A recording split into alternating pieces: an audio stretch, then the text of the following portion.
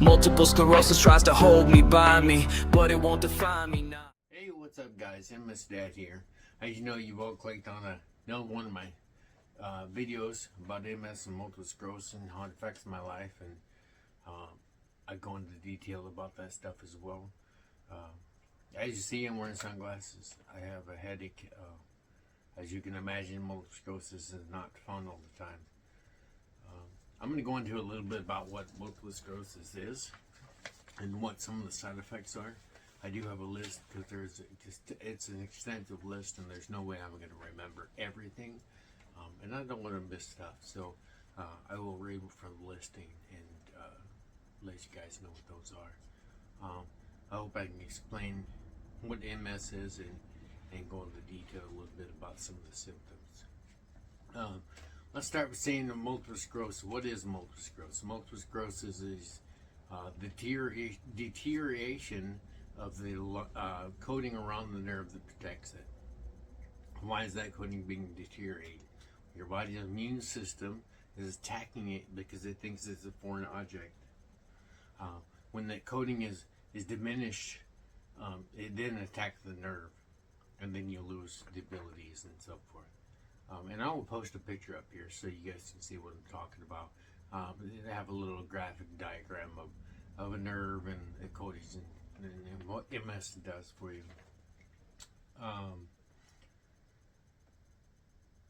In the early stages, I mean, the symptoms vary.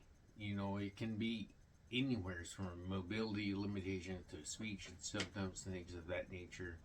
I mean, let's read these off for you here. Let's read these lists off for you. Individuals may become bedbound or confined to a wheelchair, requiring assistance for movement, hygiene, and other daily tasks. Breathing becomes difficult, weakening respiratory muscles, and fluid buildup leads to shallow breathing, increased infections in the respiratory system.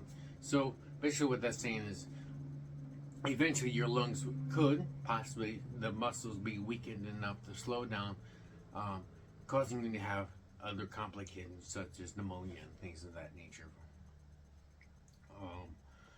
Trouble swallowing, eating difficulties, basically the same thing. The nerves control the muscles, and nerves work together.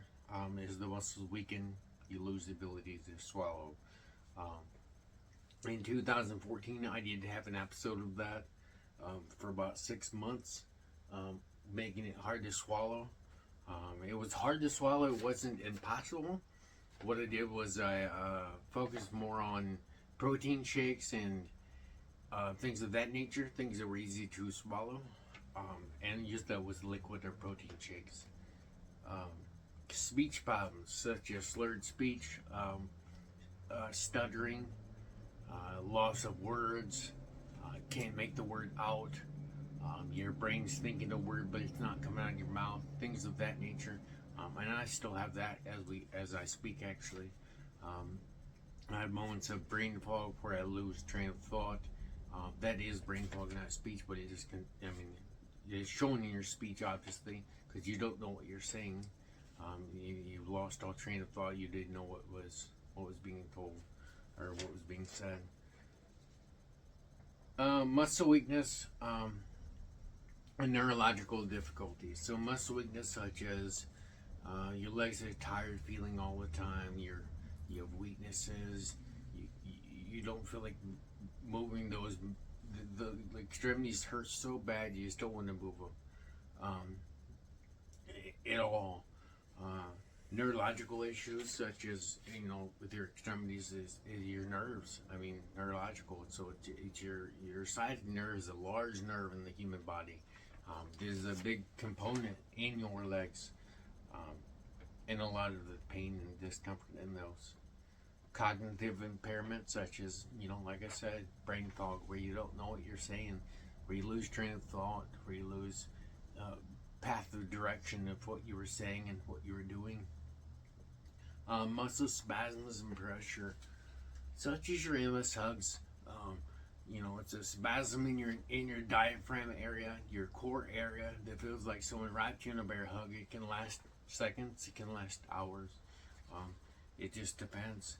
muscle twitches and spasms in your legs, cramps, restless leg syndrome is what I would mostly describe it as. You just have a constant feeling of you just gotta stretch, like it's just awful. Bladder and bowel incontinence, and or the ability is gone completely. I have had spells of both. Not really the bowel incontinence. That was okay, but it was the urinary incontinence. Sometimes you didn't know, it would just leak out there was no muscle control whatsoever. I've had it on the other end of the spectrum where I couldn't pee at all, and had to go to the hospital and have a catheter put in it and relieve that urine flow, and it was intense, to say the least. And lots of constipation, like always.